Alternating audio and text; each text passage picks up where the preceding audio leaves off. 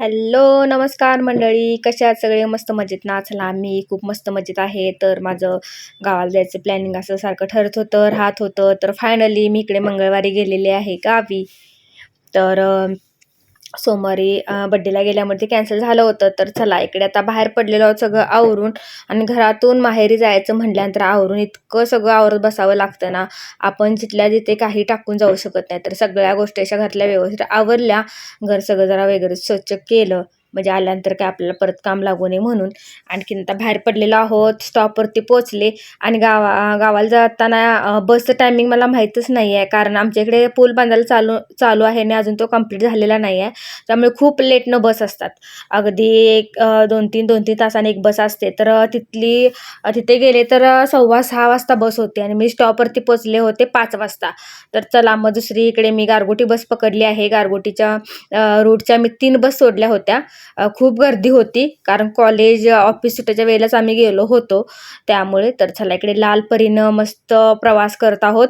तर ह्या पण 3 नंबरची जी बस होती ना, त्या बसमध्ये पण खूप गर्दी होती. शेवटी उभारून जावं लागलं, पण थोडंच उभं राहावं लागणार होतं, कारण पूर्ण मध्ये म्हणजे जिथे आमच्या इथं फाटा आहे ना, तिथे उतरणार होते. तर तिथे माझा भाऊ न्यायला नव्हता. मग तो अजून आला नव्हता, कारण त्याला मी लेटनं कॉल केला की असं असं ह्या बसमधून यायला लागले. तर तो येईपर्यंत फाट्यावरती माझं आवडतं चायनीज सेंटर आहे. तिथं मी लग्नाच्या आधी जेव्हा जॉब करत होते ना, तेव्हा इथे जायचे आणि इथं नाश्ता वगैरे म्हणजे हे असं चायनीज वगैरे खात होते मी. तर चला म्हटलं, बऱ्याच वर्षांनी योग आलेला आहे. तर चला म्हटलं, स्वराला अदूला म्हटलं, माझ्या फेवरेट नाश्ता सेंटरवरती तुम्हाला चायनीज खायला नेते. तर तिकडे गेलो आणि सगळे चायनीजचे पदार्थ ऑर्डर केले. राईस, 65 वगैरे क्वालिटीच आहे तिथले, एक नंबर अशी क्वालिटी आहे. तर आजच खाऊन घेऊया म्हटलं, कारण बुधवारी 1 डिसेंबर होता. 1 डिसेंबर पण होता आणि मेन म्हणजे एकादशी होती. त्यामुळे आमच्या घरी काय नॉनव्हेजचं होणार म्हणजे करणारच नव्हते, कारण माझे वडील वगैरे एकादशी धरतात आणि मारकळी पण आहेत. त्यामुळे आम्ही आदल्या दिवशीच खाऊन घेतलं. तर इकडे माझा भाऊ न्यायला आला होता आम्हाला फाट्यावरती, कारण आमचं गाव थोडं आडवळणी आहे आणि गावाला बस सारख्या नसतात, खूप लेटनं वगैरे असतात बस. त्यामुळे चला, इकडे आता चाललेलो आहोत गावाकडे. मस्त संध्याकाळी गाडीवरून असं छान. तर मामांचं गाव पण लागतं जाताना मध्ये.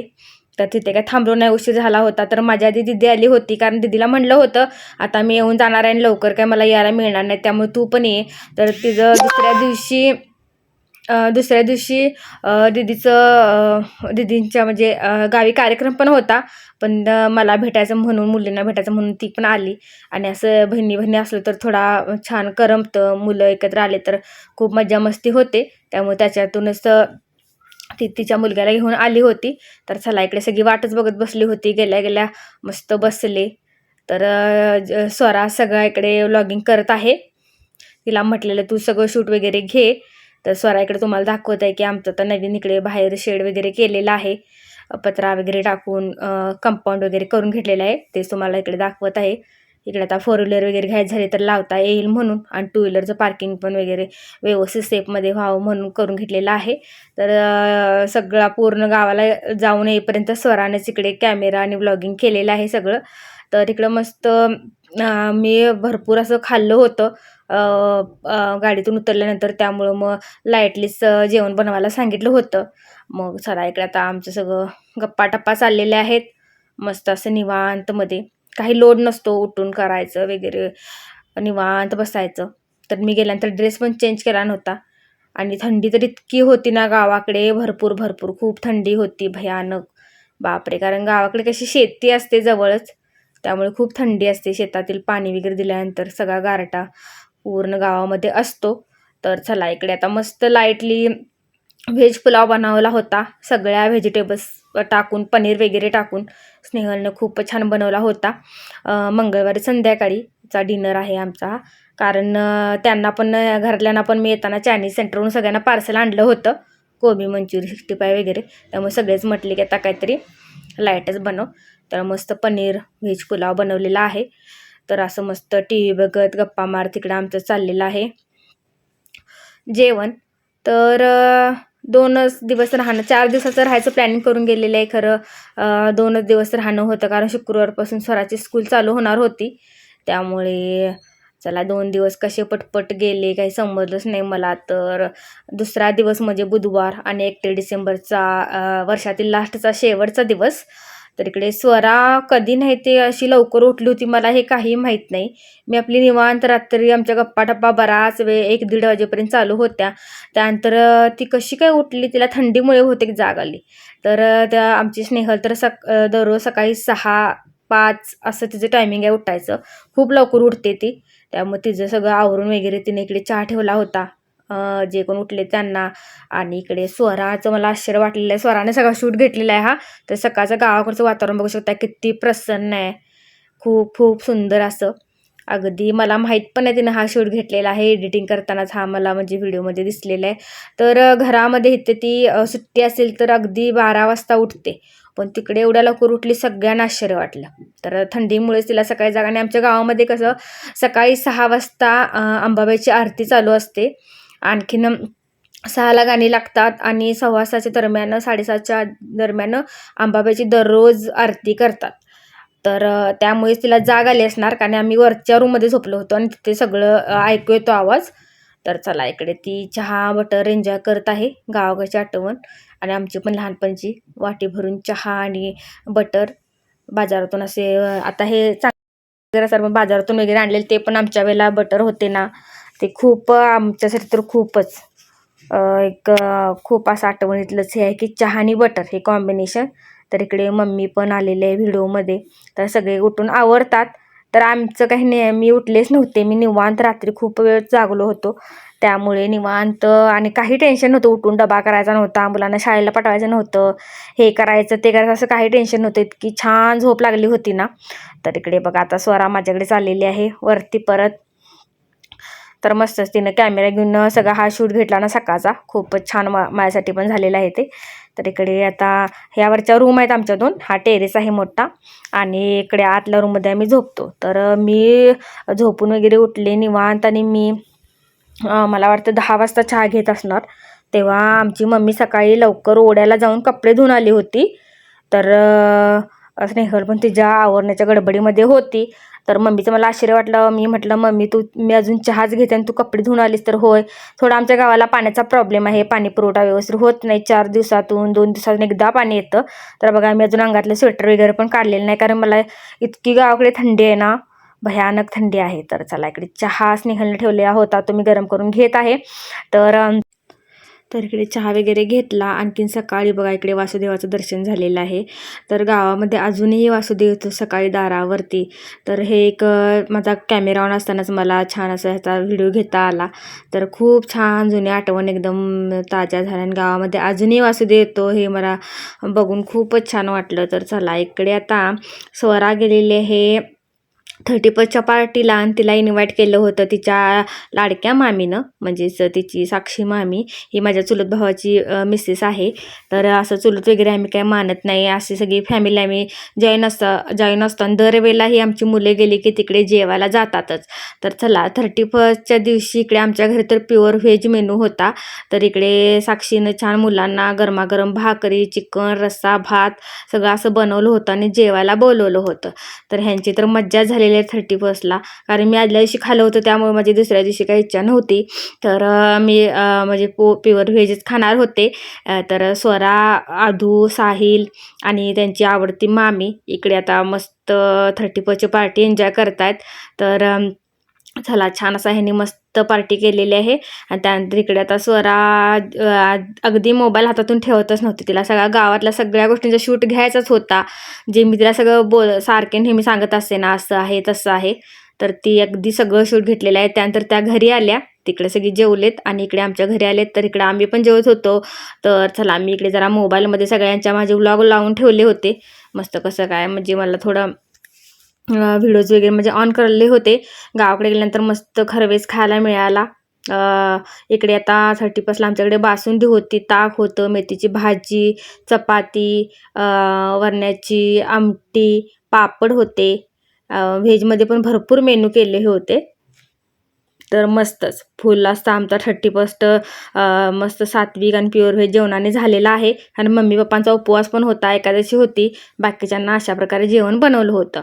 तर सकाळचं जेवण असं होतं. त्यानंतर चला म्हटलं, स्वराला म्हटलं मी, जाऊन तू ऊस घेऊन ये. ऊसाचे ट्रॅक्टर वगैरे वरती असतात. तर आता हे दोघं मामाच्या गाडीवरून चाललेले आहेत ऊस आणायला शेताकडे. तर तिथे अंबाबाईचं मंदिर येताना तुम्हाला दिसलं असेलच. आणि हे आमचं आधीचं घर. तर इथला पण तिला म्हटलं गेलीस तर शूट घे. तर आमच्या घरामध्ये आता सध्या एक थोडी फॅमिली रेंटनं राहायला आहे. आमच्या घरामध्ये आता सगळे रेंटनंच राहायला येतात. कुणाचं घर वगैरे गावामध्ये बांधत असतील ना, तर तिथे एक फॅमिली राहायला आलेली आहे. आणि हे घर बघितल्यानंतर, व्हिडिओमध्ये पण बघितलं तर मला खूप खूप माझ्या आठवणी सगळ्या जाग्या झालेल्या आहेत. खूप आमची इकडं वर्ष आम्ही ह्या घरामध्ये खूप 4 जणांनी, आमच्या पूर्ण फॅमिलीनं खूप खूप एन्जॉय केलेलं आहे आणि खूप आमच्या आठवणी आहेत. तर हे अगदी गावाच्या वरती माळवाडीला जिथून सुरुवात होते ना, तिथंच घर आहे आमचं. तर चला, ते पडून राहण्यापेक्षा आम्ही ते तसं रेंटनं देतो, कारण ते साफ पण राहील, व्यवस्थित राहील, स्वच्छ राहील म्हणून. तर चला, इकडून आता ही माळवाडी चालू होते. तर चला, इकडे माझ्या मैत्रिणीचं पण घर आहे, पण स्वराला ते माहीत नाही, त्यामुळे नाहीतर तिने शूट घेतला असता. तर चलो, इतकी फास्ट गाडी घेऊन चालले आहेत नाही दोघंजण.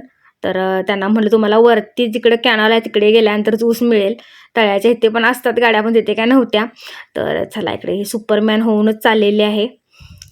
तर इकडे पण शेताकडे आम्ही अगदी शनिवार रविवार, तुम्हाला सांगते आठवणी, म्हणजे घरी आम्ही थांबत नव्हतो. हे आमचं गावातून वरती आलं ना, खूप छान असा रस्ता आहे, पुढे जायला सगळी गावं आहेत बाकीची, पण हे आता आमच्या गावची इथून शेती चालू होते. आणि आता अगदी पूर्ण कॅनल लागतो पुढे, तिथंपर्यंत लोकांनी घरं बांधलेली आहेत. एवढ्यावरती काही पहिला घरं नसायची. तर ऊस तोडणारे पण लोक आता आलेले आहेत. ऊसाचे ट्रॅक्टर आणि ऊसाची तोड सगळीकडे चालू झालेली आहे. हा बघा कॅनल. ह्या कॅनलमध्ये तर अगदी आम्ही 5वी-6वीला असताना हा नवीन झाला होता. ह्याच्यामध्ये मी पोहायला शिकले. आता पाणी थोडं कमी आहे त्याच्यामध्ये, पण हा फुल भरून येतो 15 दिवसातून एकदा. तर इथेच मी पोहायला शिकलेले आहे. आणि आमच्या हा कॅनल आल्यामुळे गाव एकदम आमचं समृद्ध झालेलं आहे. गावातील सगळ्या शेतींना पाणी मिळतं. आणि खूप ह्या कॅनलमध्ये आठवणी आहेत. आम्ही शनिवार रविवार फक्त ह्या कॅनलवरती असायचं, कपडे धुण्यासाठी, पोहण्यासाठी. खूप खूप खूप एन्जॉय केलेलं तिथे. तर चला, फायनली इकडे ह्यांना ऊसाचा ट्रॅक्टर मिळालेला आहे. तर आता ह्यांना तोडायला वगैरे जमतो का बघूया, कारण आम्ही असं हे ट्रॅक्टर चालू असताना, बैलगाडी चालू असताना पाठीमागं पळत जाऊन ऊस तोडून खाल्लेले आहेत शाळेला वगैरे जाताना. तर चला, इकडे आता साहिल ऊस काढण्याचं काम करत आहे. तर स्वराला ऊस खायचा होता, मलाही खायचा होता, कारण मला तर आठवतच नाही मी केव्हा ऊस खाल्ला होता. आणि आदूची तर गंमत म्हणजे, आदू म्हणते, मम्मा ऊस म्हणजे काय, आणि ऊस किती रुपयाला मिळतो वगैरे. म्हणजे ह्या मुलांचं किती दुर्भाग्य आहे की ह्या मुलांना म्हणजे काहीच गोष्टी ह्या माहीत नाहीत. अगदी ही ट्रॅक्टर वगैरे चालू असताना आम्ही पळ जाऊन ऊस तोडून खात होतो. तर असे सगळं तिला जा म्हणलं तू, पण बघ कसा ऊस कुठे मिळतो वगैरे म्हणून ती मुद्दाम ह्यांना पाठवलं होतं. तर फायनली ह्यांना ऊस मिळालं.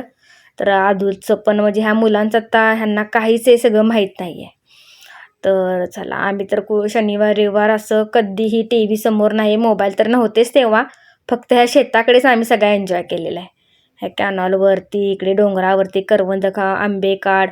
खूप खूप खूप आमचं म्हणजे 90s जी मुलं आहेत ना, खूप खूप म्हणजे त्या मुलांनी सगळ्याच गोष्टी एन्जॉय केलेल्या आहेत. तर चला, इकडे परत हे आलेले आहेत गावामध्ये. ही आमची आहे आत्ता जिथे आम्ही राहतो ती म्हणजे खालची गली म्हणतात.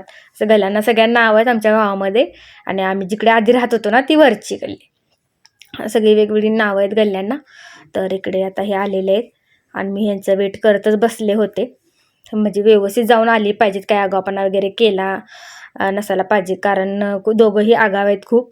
तर चला, इकडे ऊस घेऊन आली. तर इकडे आता सगळ्यांनी ऊसावरती, ऊस पण इतका गोड होता ना खरंच. तर चला, मी पण इकडे मस्त मी बसलेले आहे निवांत दुपारच्या वेळेला.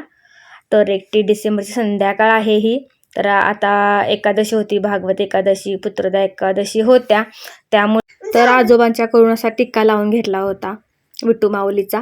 आणि आजोबा म्हणजे माझे वडील हरिपाठ वगैरे दररोज करतात, मंदिरामध्ये पण जाऊन आले होते. आणि इकडे आता सगळे सिरियल बघत बसलो होतो.